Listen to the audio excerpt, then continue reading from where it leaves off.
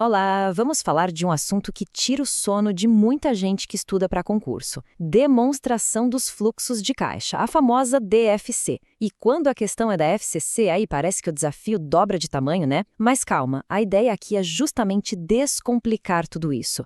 Vamos decodificar essa DFC juntos? E aí, bateu aquela sensação de que é um bicho de 7 cabeças? Se a resposta foi sim, saiba que isso é super normal. A maioria das pessoas trava nessa parte. Parece que a lógica dos ajustes não entra na cabeça. Mas só parece. A gente vai desatar esse nó agora mesmo. Olha, o meu papel aqui é ser uma espécie de guia nessa jornada. A gente vai esquecer a decoreba. O foco total é entender o porquê das coisas. Porque vamos combinar. Quando a gente entende a lógica por trás, a fórmula deixa de ser um monstro e vira uma ferramenta poderosa. Então, tudo pronto por aí? Vamos nessa! Beleza, então este aqui é o nosso roteiro. Primeiro a gente vai olhar bem para a cara do problema, entender qual é o desafio. Depois, vamos construir tijolo por tijolo a lógica do método em direito, que é a chave de tudo. Daí, partimos para a prática, resolvendo a questão. E no fim, a gente amarra tudo para que esse conhecimento fique bem guardado na sua caixa de ferramentas para o dia da prova. Certo? Vamos ao que interessa. O nosso desafio de hoje é uma questão clássica da FCC. Caiu no concurso para auditor da Cefaz de Goiás em 2018. O que eles fizeram? Deram um balanço patrimonial, a DRE, e pediram uma coisinha só: o fluxo de caixa das atividades operacionais. E olha, pode anotar aí, esse é o tipo de questão que a FCC ama de paixão. Dominar isso aqui é ponto praticamente garantido na prova. Mas calma, segura a calculadora um pouquinho. Antes de sair fazendo conta, a gente precisa entender a ideia central. O método indireto sempre começa com o lucro líquido. Pensa no lucro como se fosse um retrato bonito do resultado da empresa, mas é um retrato no papel, e papel não paga boleto, né? O que a gente quer saber é do dinheiro de verdade, o caixa. Então nossa missão é basicamente purificar esse lucro. Então, essa fórmula toda é como se fosse a nossa ferramenta de investigação, sabe? Uma lupa de detetive mesmo.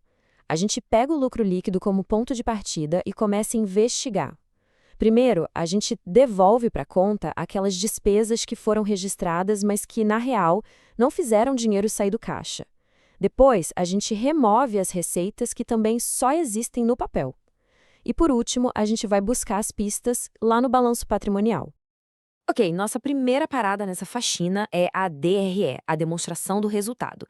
E para cada item que a gente olhar ali, a gente vai fazer a pergunta de ouro. Isso aqui fez o caixa da operação mexer? Entrou ou saiu dinheiro por causa disso? Se a resposta for não, ou se o dinheiro for de outra atividade, tipo investimento, aí a gente ajusta. É simples assim. Esse é o filtro. Vamos ver como essa lógica funciona na prática. A depreciação, por exemplo. A gente soma ela de volta. Por quê? Porque ela é uma despesa não caixa. Ela reduz o lucro lá na DRE, mas não saiu um centavo do bolso da empresa para pagar por ela. Já a receita de equivalência patrimonial, essa a gente tira. É um lucro que a empresa teve em outra empresa, mas é um ganho que está só no papel. E aquele ganho na venda de um terreno? A gente tem que tirar também.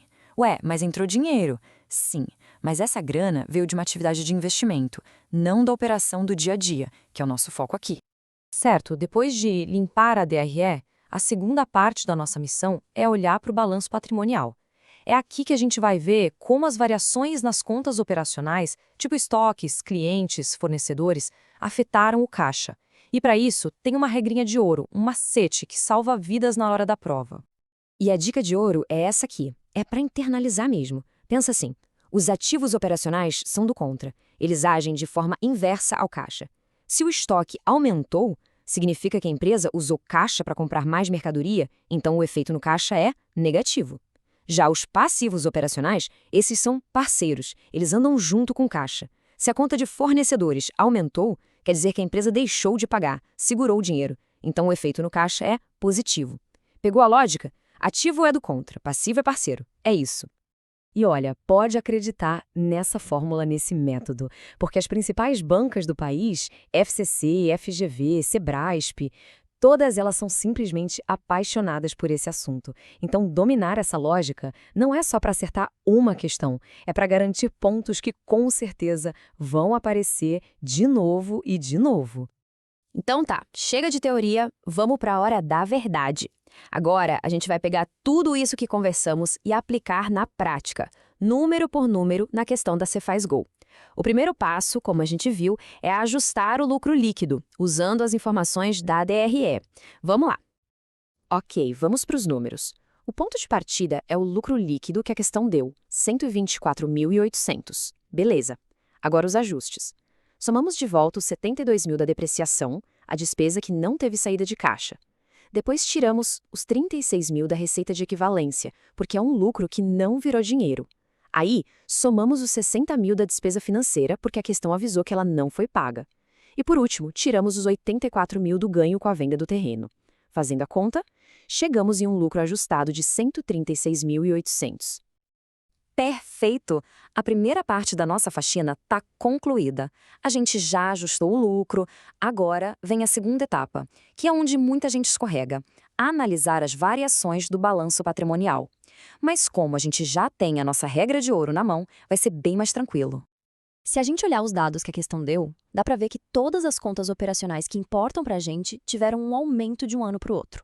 Contas a receber, estoques e adiantamentos a fornecedores são ativos. E fornecedores e impostos a pagar são passivos. Agora é só aplicar nossa regrinha para cada uma dessas variações.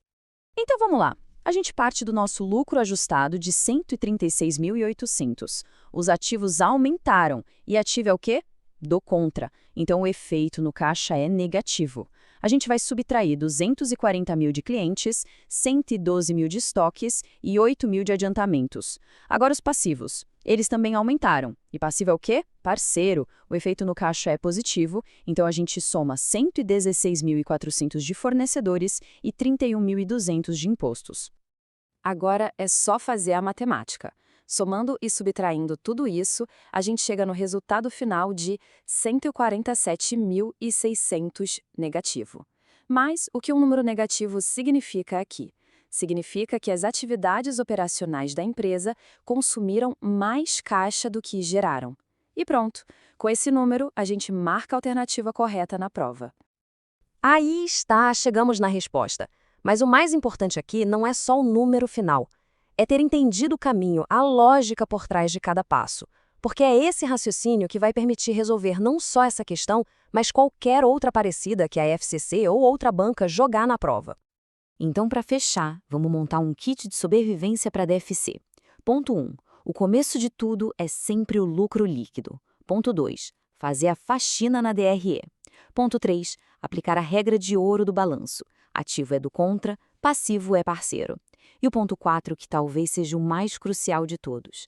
Praticar. A repetição vai fazer essa lógica virar algo automático. É importante ter isso em mente. A aprovação em contabilidade não vem de decorar um monte de regrinhas. Ela vem de entender, de verdade, a lógica por trás dos números. O que a gente fez aqui foi basicamente decifrar a planta baixa da DFC. Agora a gente sabe onde cada coisa se encaixa. E com essa lógica em mãos, a DFC deixa de ser aquele bicho de 7 cabeças e vira só mais um quebra-cabeça que agora tem solução. A pergunta que fica no ar é, agora que esse mapa foi decifrado, qual vai ser o próximo desafio de contabilidade que vai ficar mais fácil de encarar? Continue firme nos estudos porque o caminho para a aprovação é exatamente esse. Até a próxima!